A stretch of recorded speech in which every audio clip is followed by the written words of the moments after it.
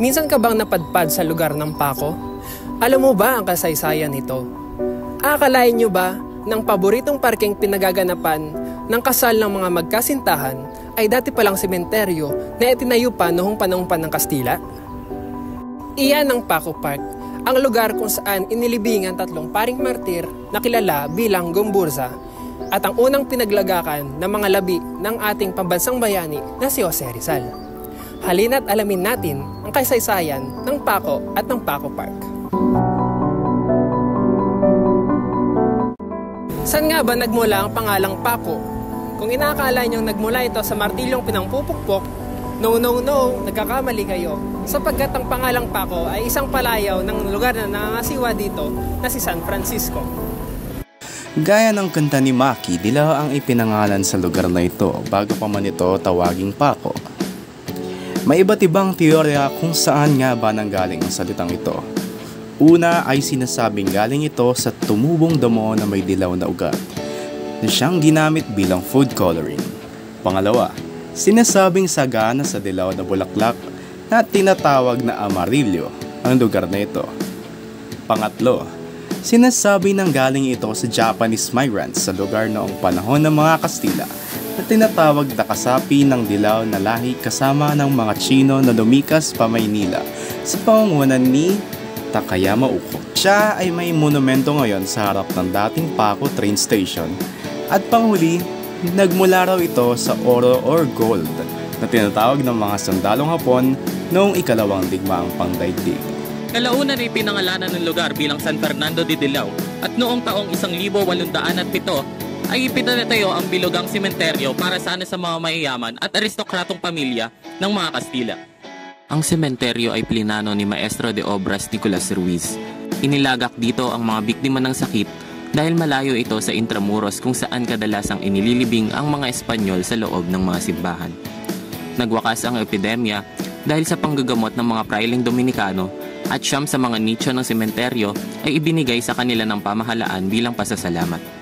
Natapos ang sementeryo noong taong 1822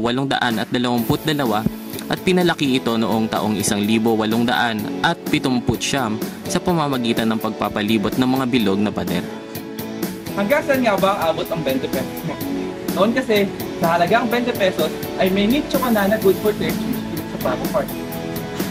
Ang nicho na ito ay isa lamang sa daan-daan na nicho na nandito sa Paco Park. Nagkaroon ito ng mausoleo para sa mga mayayaman. Ito ay isang pabilog na kapilya na tinawag na St. Pancratius Chapel na hinango mula kay San Pancras ng Roma na binitay dahil sa kanyang pagbaliktad tungo sa Kristyanismo sa edad lamang na 14 na taong gulang.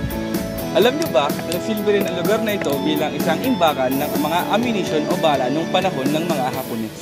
Palimring inilibing dito ang tatlong paring martir na sina Mariano Gomez, Jose Burgos at Jacinto Zamora na binitay sa pamamagitan ng garote noong Pebrero 17, taong 1872 matapos silang paratangan bilang tagapag-udyok ng revolusyon.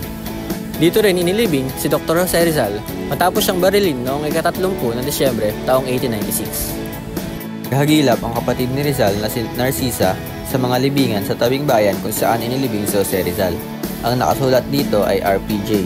Binaligtad na initials ni Rizal na JPR. Hinukay ang kanyang mga labi noong taong 1898 bago ilibing sa luneta noong taong 1912. Batay kay Fabros et al. 2023, ang Paco Park ay isang halimbawa ng dark tourism o thanatourism. Ito ay tumutukoy sa pagbisita sa mga lugar na may kinalaman sa pagkamatay at paghihirap. Ang mas nakakabilib pa rito ay ang Paco Park ay dinarayo hindi lamang upang alalahanin ng mga namatay, kundi para na rin sa edukasyon, pamamasyal, paglilibang, bonding ng pamilya at bilang venue ng mga events gaya ng kasal.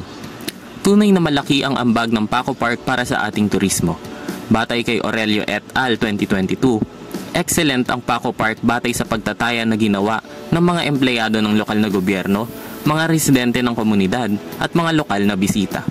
Ang malawak na pagtanggap at pagkilala sa kahalagahan ng Paco Park ay ang nagpapatunay sa malaking ambag nito sa turismo at kultura ng bansa.